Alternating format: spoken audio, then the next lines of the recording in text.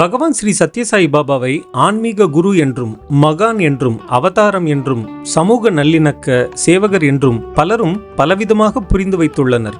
அவர் பூமியில் பிறந்து செய்ய விளைந்த செயல்களின் அர்த்தம் அல்லது நோக்கம் அவற்றை பார்க்கும் மனிதர்களின் முதிர்ச்சியை பொறுத்தே புரிந்து கொள்ளப்பட்டுள்ளது. ஆயினும் பாபா அவர்களே தனது நோக்கத்தை குறித்து வழங்கிய தன்னிலை விளக்கம் என்ன தெரியுமா?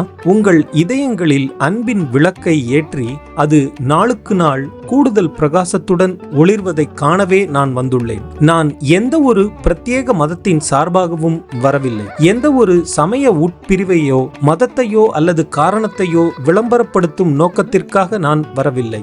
எந்த ஒரு கோட்பாட்டின் கீழும் தொண்டர்களை சேகரிக்க நான் வரவில்லை. எனது குழுவிற்கோ அல்லது வேறெந்த ஒரு குழுவிற்கோ சீடர்களை அல்லது பக்தர்களை ஈர்க்கும் திட்டமும் எனக்கு இல்லை.